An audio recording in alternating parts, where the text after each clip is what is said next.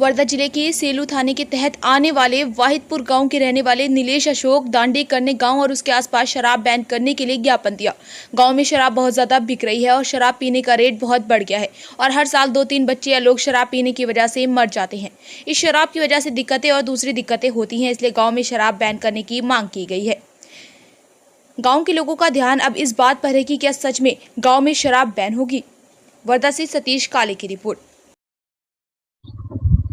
नमस्कार मित्रांनो, आज आपण आलेलो आहो महाराष्ट्रातली वर्धा जिल्ह्यातील एक छोटंसं गाव वाहिदपूर। आज या वाहिदपूर गावामध्ये असंख्य पुरस्कार मिळाले, पण आजची या गावाची जी वास्तव परिस्थिती अशी आहे, 50 रुपये लिटर दूध आहे पण कोणी घ्यायला तयार नाही आहे, पण 150 रुपयाची दारू आज घ्यायला तयार आहे। सकाळ संध्याकाळ रोज दारू पिते या गावामध्ये। सगळ्यात जास्त वर्धा जिल्ह्यामध्ये दारू विकणारा गाव म्हणजे वाहिदपूर गाव आहे। माझ्यासारखे असंख्य मुलं दारू पितात, लोक पितात, बाया प्यायला लागल्या। मी सरकारला अशी विनंती करतो की एक तर त्यांना लायसन द्या, नाहीतर दारू बंद करा। आजूबाजूचे पूर्ण खेड्यातले लोक या वाहिदपूर मध्ये येते, यानं सकाळपासून तर संध्याकाळपर्यंत राहते, कोणी कामाला जात नाही। हा वर्धा जिल्हा महात्मा गांधीजी दारू मुक्त, दारू बंदी म्हणून ओळखला जाते, पण सगळ्यात जास्त दारू हे आपल्या वर्धा जिल्ह्यामध्ये विकले जाते। आणि असे असंख्य खेडे आपल्या वर्धा जिल्ह्यामध्ये आहे का दारूनं पूर वाहले जाते, आणि त्यातलं त्यात हे एक वाहिदपूर गाव। दारू बंदच नाही झाली ना। आम्ही 10 जण निघत होतो, या पोलीस नाही आला। तुम्ही पोलीस स्टेशन मध्ये गेले तरी पोलीस वाले नाही आले? आले पोलीस। गायकवाडची बंद नाही करू शकले। सरपंच 5 वर्षे त्यांना हे केलं तर एखाद्या दिन सरपंचानं बंद नाही केली। तेच सांगते आम्हाला, तुम्हाला बंद करतो म्हणते, आम्ही बोललो। पोलीस वाले म्हणते हो पोलीस पोलीस स्टेशन मध्ये गेले तर बायाला उडपाटे म्हणते का तुम्हाला बंद करतो, कारण त्यांचा हप्ता बंद होईल ना। दारू बंद केली तर पोलिसांचा हप्ता बंद होते। अरे बापून हे केलं, समज पोलीस एका माणसा मग 10 पेपर मग पोलीस मदतच नव्हती ना। तेव्हा एवढे जीव गेले ना आपल्या गावातले, किती जीव गेले ना बाई। त्याच्या भाऊजन का भाऊसून मदत माग किती हे केलं, भाषण दिलं तो पोलीस, म्हणजे आपल्या गावात पोलीस नाही हे केलं। एका त्या बाईनं भाषण दिलं होतं माग,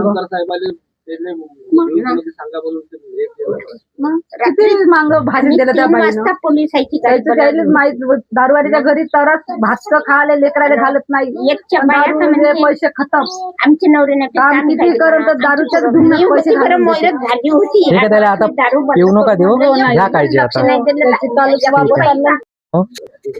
ह्या काकू आहे, ह्या पण इथंच राहते वाहिदपूरलाच। यांचं पण मुलाची तब्येत गंभीर आहे। आता पती भरून गेली आमची। याच्या अगोदर यांचे मिस्टर पण मरण पावले दारूनं, रात्रंदिवस दारू प्यायचे। आणि आता पोरगा पण गंभीर परिस्थितीमध्ये आहे, आणि आता कुठेतरी पाठवलं म्हणते तब्येतीसाठी, नागपूरला पाठवलं। तो पण सकाळ संध्याकाळ दारू पिते, जेवण नाही करत, दारूच जेवणच नाही करत, दारूच पिते खूप। बरोबर माणूस आता 5 महिने झाला तर माणूस मरून गेला, 1 महिना घरी नव्हती। म्हणजे प्रत्येक महिन्याला एक दारूमुळे जाते, प्रत्येक महिन्याला। म्हणजे वर्षाचे 10-12 लोक, म्हणजे या 2-3 वर्षामध्ये पूर्ण गाव सवान होणार आहे। हा भोवताल दारू भेटते आमच्या गावात, 4ही भोवताल। दारूची बंदी होत नाही। आम्ही ठाण्यामध्ये इकडे पण कॅमेरा इकडे पण आहे ना, हे बा, हे ताई आहे, हे ताई पण सांगते काऊन का माझ्या घरी पे नाही आणि आता प्यायला लागले। म्हणजे विचार करा, आता दररोज सकाळ संध्याकाळ मी 2-3 तिच्या घरी पण आली, म्हणते का आपण काय करू शकतच नाही। आता माणूस, आपण माणूस मागे राहणार नाही, माणूस आपले मांग मांग मांग मांग काही इकून बाहेर जात असलं ना, हे इकून येते पलटून। आता कुठे लक्ष द्यायचं? आता सत्य परिस्थिती आहे, मी जे दाखवत आहे ना, दारू ह्या गावात खूपच दारू पाहिजे, खूप कोणाही चौकामध्ये जा, हेच परिस्थितीमध्ये दिसणार आहे।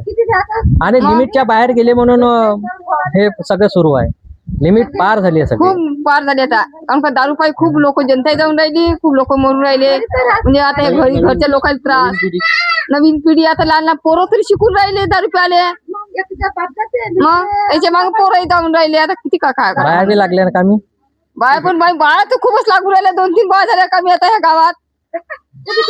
मग नाही बाया सांगू राहिली, बाया पण झाल्या कमी झाल्या, खरी गोष्ट आहे ना।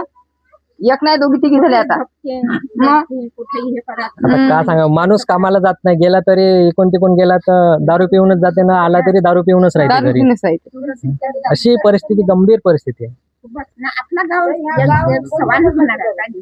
हो, सवानच काही नाही, होणार, कारण का सवानच. आपण म्हणतो पण लई मी पडद्यावर राहायचो दारू लई. बाई पण आपल्या गावात बाई येत नाही. त्यातल्या लीडर्सनी जेवढी कमाई करायची तेवढी दारूवाल्याच्या घरात आणून करायची. घे बापू, काळजी घे. ठीक आहे.